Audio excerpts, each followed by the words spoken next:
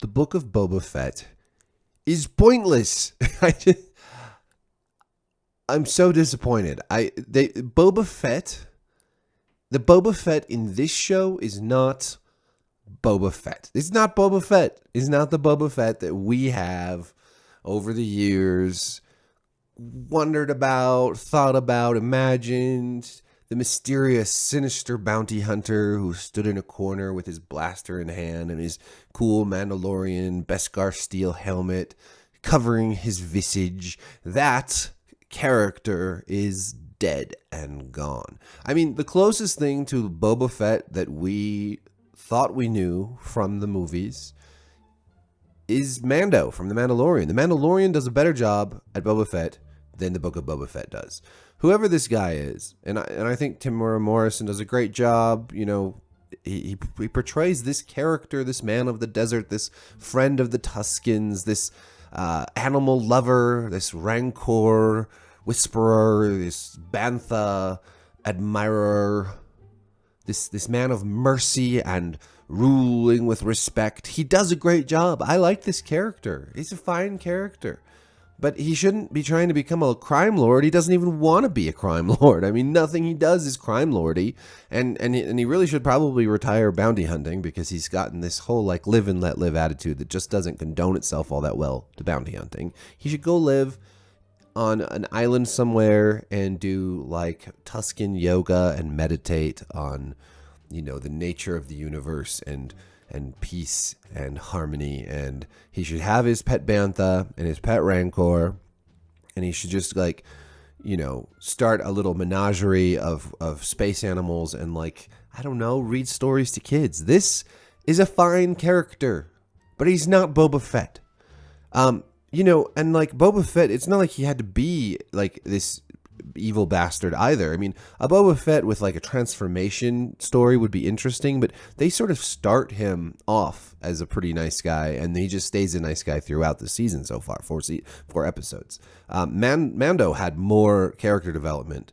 Mando was like the no-nonsense bounty hunter who sort of found this, the child, right, Baby Yoda, and had to, you know, his soft side, his was forced out.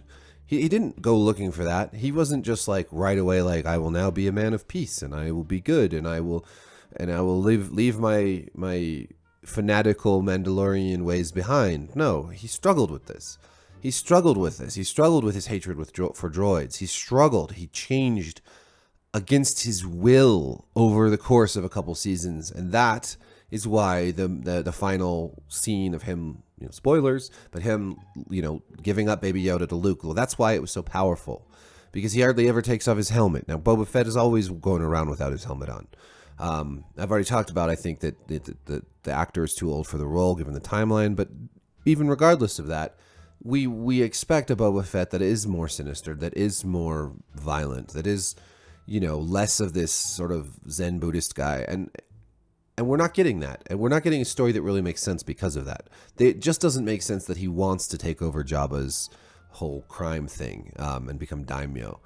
Not to mention that Jabba the Hutt was not just in charge of like Mos Espa and the surrounding region. He was in charge of a, you know, interplanetary crime ring. And Boba Fett has like 4 people in his employ other than the Scooter Kids. And he can't even like hold on to one town on one planet. So the whole thing is just a mess. And the weird thing about it is because Jon Favreau, you know, created both shows, but The Mandalorian feels so much more like Star Wars, like a real respect for the Star Wars universe, aesthetic, a real respect for its characters and storyline. Dave Filoni was deeply involved in that show and brought in a lot of what the Clone Wars was doing. This show feels really detached from the reality of Star Wars, like with Jabba's kingdom, or, you know, crime kingdom being so truncated here, with Boba Fett being such a different character than we expected. Episode 4, Episode 4 was better than Episode 3, which was a steaming pile of garbage. But it's still like the best parts are like how cute the bantha is, but that doesn't really matter. It's just kind of a slow-paced show. Fennec Shand is this like hardcore assassin who's just like, yeah, I'll come and do your thing with you. It's kind of like, it's like more like, it's like Boba Fett is Morgan from Fear the Walking Dead. Like, he wants to do good. He's like this do-gooder to a point where you're just like, really? You're supposed to be this badass. Like, what's going on? And Fennec Shand, instead of like having any sort of character motivation for herself, is just like, yeah, I'll go along for the ride. But why? Just because, I mean, yeah, okay. If she was like, yes, you saved my life and now I owe my life to you, that would be one thing. But instead she's like, my debt is paid after I help you with this. And then she does. And she's like, yeah, but I'm just going to keep working for free. It's cool.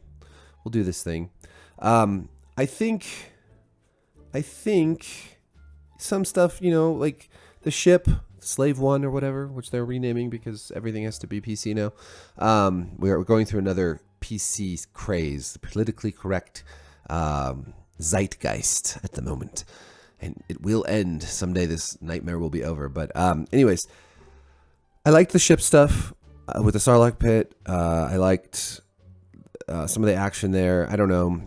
The rest of the action felt kind of humdrum, like these speed biker guys. Fennec takes out like 40 of them, and it's like, why did you just take over the whole palace right now? Like, what are you waiting for? And then he goes and gets revenge on the gang that like killed the Tuskens, and it takes like 3 seconds of him blasting them from his ship. They're just totally useless.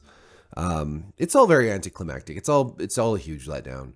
It's really sad to see like Boba Fett get any more character development at all. Like, sometimes you just got to leave well enough alone. Boba Fett was a cool, mysterious character. He was a blank slate. You could put whatever you wanted onto him. He captures Han. He works for Jabba and Vader. He doesn't bat an eye working for these evil bastards. And he dies in the Sarlacc pit. And that's a good small character that we can all sort of like think about but not care too much about, and have like, you know, the action figures and whatever. But now Boba Fett is all these things, and none of them feel like Boba Fett.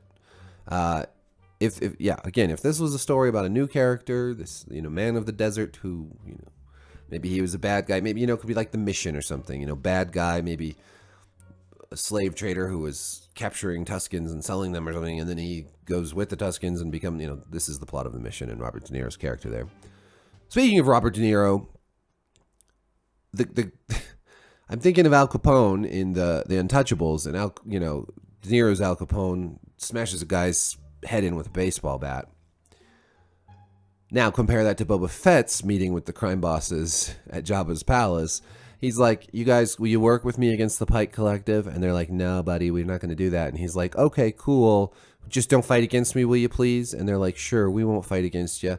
It's just like so weak. He seems so weak to the point, and yet they sort of are playing it off like he's wise, or like he's pulling some strings or something. But really, he just comes off as like a guy that is only half-assing this whole crime lord thing, and really should just go ride his band off into the sunset, because I don't know. This was a bad idea. This whole show is a bad idea. Following The Mandalorian, it pales in comparison. You can't help but compare the two, and the comparison is not flattering for the Book of Boba Fett. So, I don't know.